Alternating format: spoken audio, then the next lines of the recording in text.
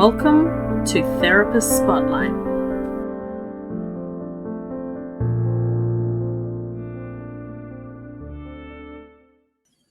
Hello everybody, and welcome to Angie's Therapist Spotlight, the podcast where we aim to showcase our wonderful members to the wider community. I'm your host, Joshua Brooks, and with us tonight we have the lovely Petrea King. Petrea is a naturopath, yoga and meditation teacher, and has a really excellent foundation called Quest for Life. So this is going to be a fantastic conversation, I'm sure. Petrea, how are you tonight? Oh, fantastic. Thank you, Josh. That's a lovely intro. Well, first question, how did you get into natural health and natural medicine? Probably like a lot of naturopaths, I had my own health issues.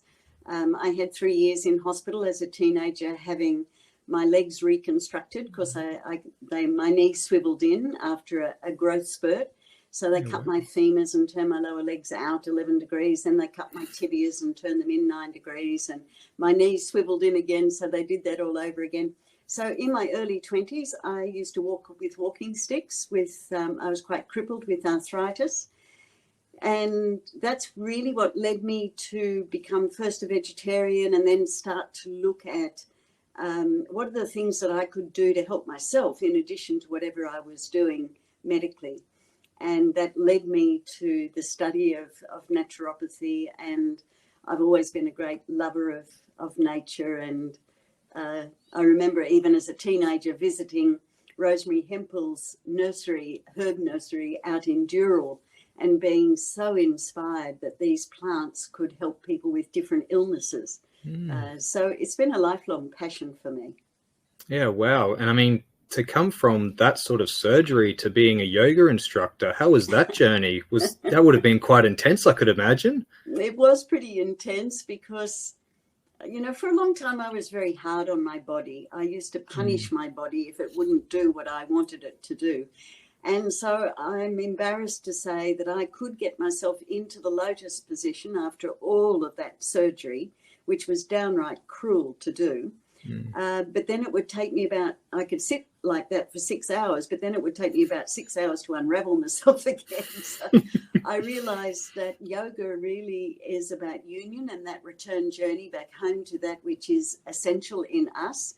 And that we need to fit the posture to the person rather than the person to the posture. Yeah, that's wonderful. And so then has that philosophy taken life within your own practice of prescribing herbs and naturopathy then? Fitting the posture to the person, like fitting the herbal remedy to the person? It's such a good question, Josh, because so often as naturopaths or anyone with a health professional background, we come in with a lot of knowledge and skills and whatever, and we want to use this on the person. And that's never really kind of sat right with me. And my preferred way of working is to really meet the person where they are and walk with them from there. So, in 1983, I was diagnosed with acute myeloid leukemia and I was expected to die, and obviously I didn't. And that came just after the suicide of my brother and also the breakup of my long-term violent relationship. And we'd also just moved to America. So there were a whole bunch of things that happened. Wow. And when I was in hospital for those 3 years, they just invented portable X-ray machines. And back in those days, I was in traction at one stage for 9 months. And they used to X-ray my leg to see if it was uniting. My femur was uniting 2 or 3 times, sometimes a week. And they didn't always bring that heavy blanket that they're meant to put over you to protect you. I think I probably got a large dose of radiation in my teen years. And then I think the combination of grief and guilt also, because my brother had told me before he was 10 that he knew he had to kill himself by the time he was 30. So as a little girl, I had taken that on as the purpose for my life. Yeah, and wow. So I failed him, failed the family, failed myself. So the grief around him when he did finally take his own life was quite profound. So when I went into naturopathy practice, which I did a little reluctantly, because when I didn't die, the doctor said, well, you still will. And I found that very challenging because by then I had my whole life all packed up in this little suitcase all ready for the big trip, and then the plane got cancelled And I was faced with, how much do you unpack? How do you live with any confidence in the future when at any moment you know that you're going to go out of remission and die? And it was my mother who said to me after about 3 months of waiting to go out of remission, have you thought of working, dear? And that came as such a shock to me, because I thought, how can I start my life again when any minute I have to be gone? And I rang Marcus Blackmore from the vitamin company. And I said to Marcus, I'm meant to be dead. I'm not. I'm a naturopath, herbalist, homeopath, yoga and meditation teacher. I don't know what to do. And it was Marcus who said, forget what the doctor said, just go into practice as a naturopath. And he put me together with a GP in Mossman who was looking for a naturopath. I really didn't want to be a naturopath because I'd found the whole experience of grief and dealing with my own inner healing had been such a profound experience that I couldn't see how to marry that really with naturopathy. However, my question to people has always been, what is it that stands in the way of you being at peace? Now, sometimes it was diarrhea. Terrific. Let's leave out oranges, orange juice, fried fatty foods, fats, oils, alcohol, fried eggs, cheese, dairy products, all the foods that increase nausea and diarrhea. Maybe use some slippery elm, maybe use some homeopathics. Let's get rid of the diarrhea. Now, what is it that stands in the way of you being at peace? My relationships are in tatters. My dreams are shattered. I don't know myself. I know I'm here for something, but I don't know what it is. So those conversations got ever deeper into those existential questions of, who am I? What am I doing on the planet?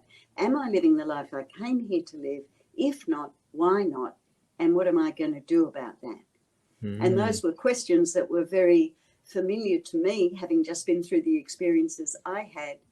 And then all these amazing people with life-threatening illnesses came to see me, and each one of them helped me to understand myself more deeply and to understand this human journey of healing that we're all on, and how we can all shed a little bit of light on one another's paths so we can all find our way home. What an inspiring story. Far out. I don't even know where to start, but I guess I would just ask, so how have you married those two worlds together now? How have you married the naturopathy with that sort of self-reflection and that self-knowledge aspect? Is that from the sort of the yoga teachings that you were exposed to, or how has that worked? Yeah, in your practice. I think it is in part, although even as a young child, I was preoccupied with, why are we here? What is the purpose of human existence? How do you know that you've lived the life you came here to live? So even as a child, I thought about those questions. And then those 3 years in hospital was fantastic because I got to read all the books I was interested in. So I devoured dictionaries and encyclopedias, and then Alan Watts and Krishnamurti and the Bhagavad Gita and the Mahabharata and all of these wonderful spiritual books that actually talked about the purpose of human existence. And so I had a lot of intellectual understanding, but it wasn't a lived experience. So I understood, and it was very aspirational. I understood what peace was, and how to get there, but it was not my reality at all. And so I had a lot of intellectual understanding, but no lived experience, and was very uncompassionate to myself and hard on myself, because one of the patterns, we all pick up these patterns in our early childhood. One of mine was, I have to earn my right to exist because I shouldn't really be here, because Brendan is really important, my brother, and I shouldn't be here and have any needs at all. So because he probably invented ADHD 20 years ahead of anyone knowing what that was, he kind of filled the house with his needs. And I did my best to have no needs, to be not a problem.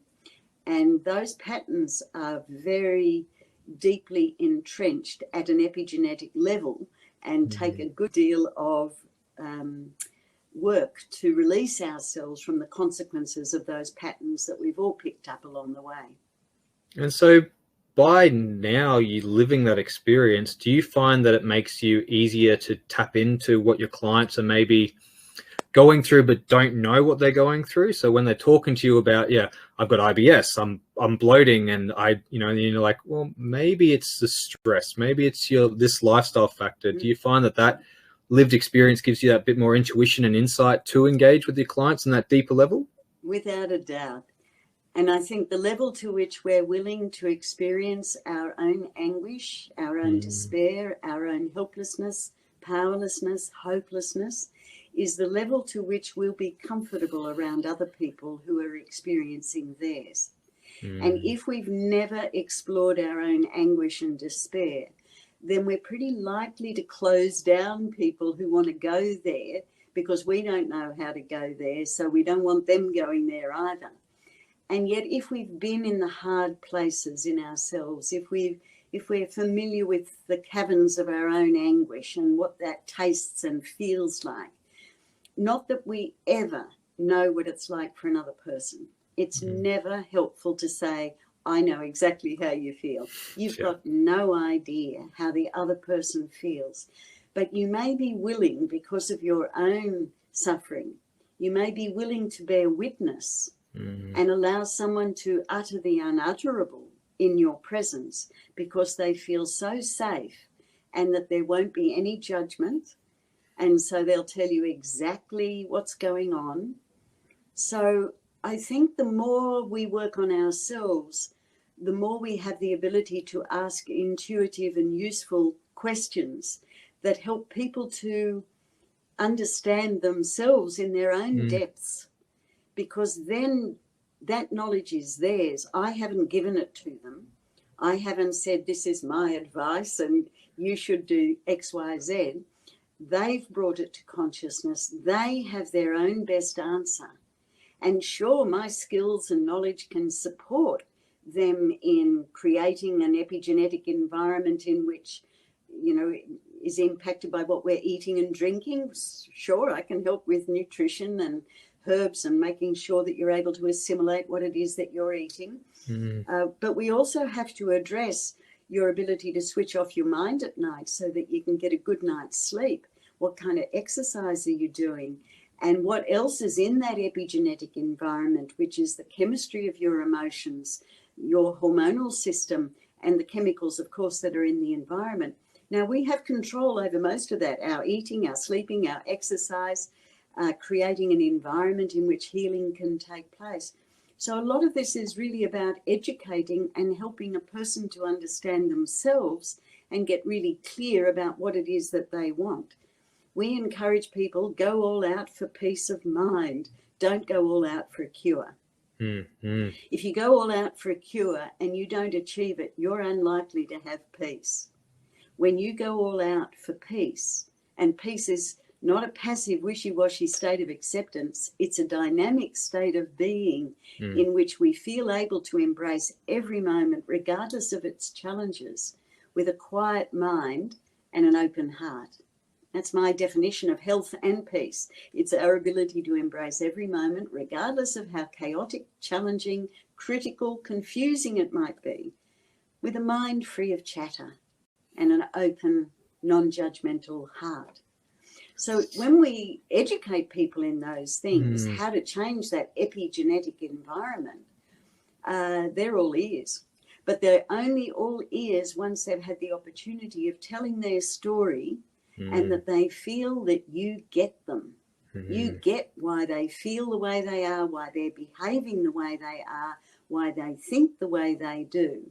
You get them, and you walk with them from where they are to their potential, not my agenda, which could be different. Yeah, definitely. And that's like, it's so profound what you just said, because holistic health isn't just eating this food, taking this herb, looking at this lifestyle, looking at this. It's that spiritual space holding that we can do that allows your client to relax and start to divulge and start to engage with us on this energetic level, that we can then build this rapport, we can build this relationship, and we can be with them and help them and guide them in the right direction so that they can take control of their own life. They can make their own choices and step forward towards a healthier existence full of happiness, peace, and everything, isn't it? I should be interviewing you, Josh. That's it exactly. Because that's it exactly. Yeah. You know, most of us just want to be happy and useful. Mm-hmm. And frankly, most of our happiness comes from being useful. Definitely. If we can shed a little bit of light on another's paths. But for me, that's very much about a very humble, you know, these interactions with our clients, to me, leave me humble and grateful that I was privileged to be in relationship in that intimate moment of sharing where this person has uttered something they've never uttered before. And if I can be the space, as you describe it beautifully, if I can be that space in which someone can feel safe enough to utter the unutterable, that can be profoundly healing. Because healing is about peace. Curing is about the body. I've known many people who died cured but had no peace. And I know many people who died full of peace at a very young age. And to me, peace is what we need to aim for, because peace addresses the spirit and moves the conversation beyond the body to where is it that you're not at peace? Because if you can find those things and address them, and we do that through our programs, then you give the person a whole toolkit to actively engage in a positive way with the challenges that they have, whether the challenge is of pain, of physical symptoms that are very difficult to manage, because it's hard to talk about peace of mind unless you've got peace of body. And so we need to be able to address these fundamental things that stand in the way. That's why I love that question. What is it that stands in the way of you being at peace? What is it that keeps you up at night? What is it that is churning around in there? Let's address that, because that's what's uppermost. And then we can go deeper and deeper and deeper, because that person will trust you, because your intent is to be of service to them in the best way you know how.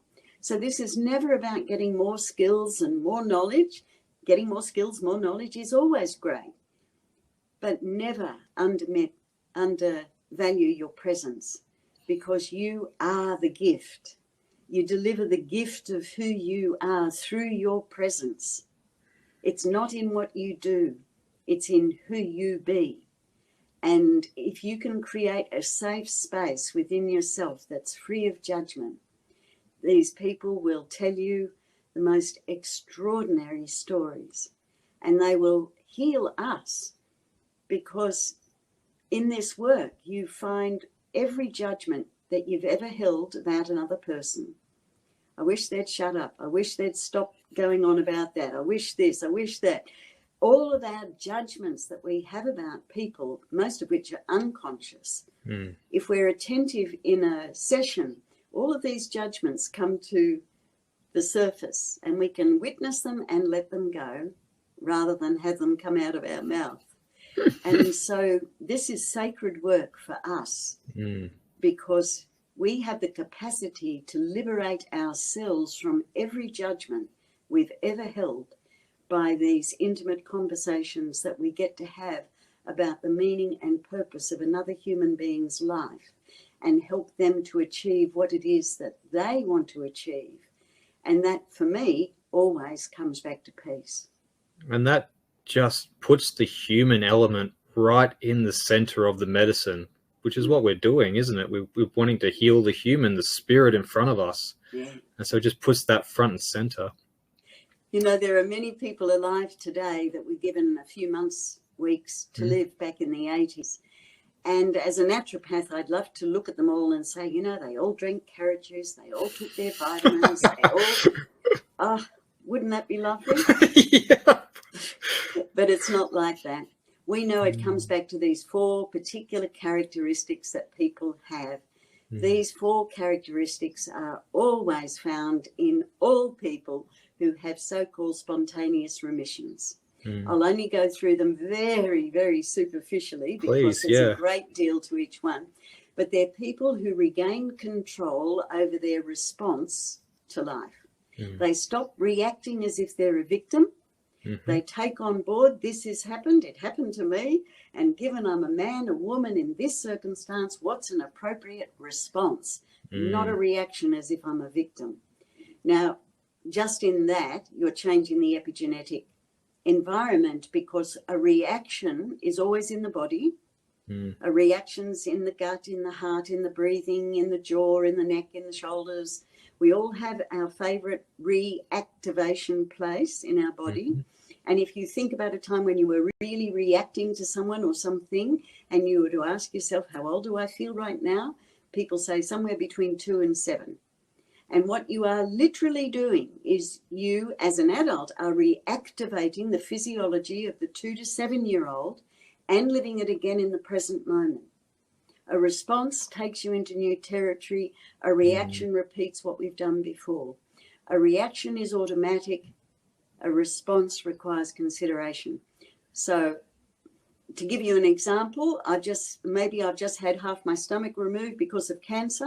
A reaction is, I've always eaten steak. I love my steak. I'm bloody well going to keep on eating steak.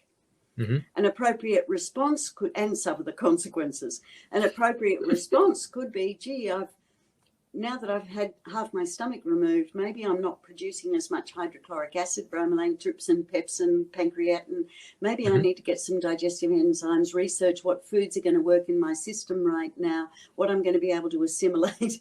So that's an appropriate response. A reaction is, nah, I'm just going to do it the way I've always done it. Yeah, for sure. We all know those people. The second, these are known as the 4 C's, not us, of course, other people. These are known as the 4 C's. So the first one is regain control over your response to life. Weep about it, rail about it, scream about it, write about it, talk about it until you can say, yep, that happened. And given I'm in this situation, what's an appropriate response, not a reaction? Second C is a commitment to living. This is about having a deep reverence for our life. And whether you think there was a big bang or there was a creator or they were the same thing anyway, life's pretty extraordinary. And it's pretty much a miracle that any of us are here, given we've all got stardust in our bodies. We're outnumbered 10 to 1 by germs that live in and on us, bugs. 90% of our happy, feel-good serotonin is made not by human cells, but by gut bacteria. But maybe if you're eating a modern diet, you're not got the bacteria that produce serotonin. So there's a lot of education to be done around food because it's changed dramatically in my 70 years. So commitment to living is around our priorities, around our communication, around issues of forgiveness. So your priorities, you're not your body, you've got one. You need to nourish it appropriately. You need to rest it. You need to exercise it. You're not your brain, you've got one. You need to quieten it down so it's in your service, not running the show. When the brain is trained in the present moment, you have access to some particular qualities: insight, intuition, wisdom, humor, spontaneity, creativity, compassion. Those are the qualities of our first nature, not what is second nature to us. We often talk about second nature for me to think like this, feel like this, react like this. No one ever questions what's your first nature. So priorities, you're not your brain, you've got one. Quieten it down so you've got access to those qualities. Keep your brain in good company. Don't hang out with turkeys, not even organic ones. Don't hang out with gossip. Don't hang out with negative environments when you're trying to inspire, uplift, encourage yourself. So those are your priorities. You're not your body, you've got it. You need to nourish it, rest it, exercise it. You're not your brain, quieten it down, keep it in good company. You're not your thoughts, you're not your feelings. You have thoughts, you have feelings. The second aspect are issues around communication. A lot of us are not in communion with ourselves, nor do we have the capacity to communicate skillfully with others in ways that are not wounding to ourselves or others. The third aspect of the second C are issues around forgiveness. And that's a 5-day workshop for most people. Forgiveness is never about condoning. It's not about saying any of it was okay. It was not okay, but it did happen. So forgiveness is an inner process whereby we liberate ourselves from the consequences of having felt wounded in the past. We no longer react in the present as if we're still carrying any wound from our past. Isn't that a liberation? Definitely. The third C is a sense of challenge. We're going to have to find a way of making meaning out of our suffering. Otherwise, it's just a nightmare. So how are we going to make meaning out of this challenge? How do we bring this to consciousness and either let it go or find a way of putting it into practice? Now, obviously for me, I've created the Quest for Life Centre as a way of making meaning out of mine. I was given a safe space when I was crook, and I really wanted to pay that forward. If I can create a safe space in which other people can unravel and then find a way forward, then that seems like a good way to spend a life. So that third C is about how we're going to make meaning. And the fourth one is about our sense of connection. Connection to our authentic first nature, not what's second nature to us.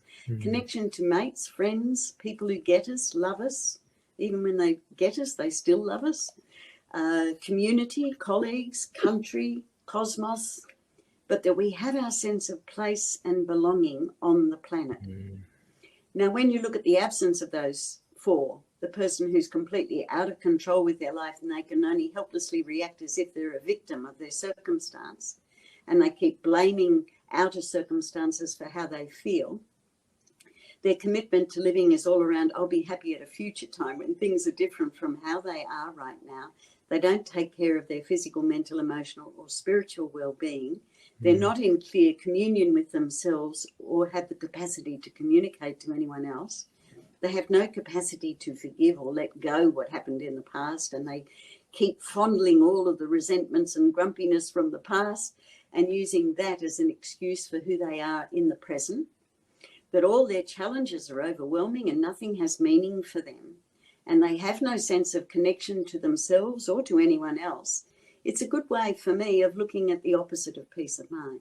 And that peace of mind recognizes this is planet Earth. This is where it all happens. If you didn't want suffering, wrong planet.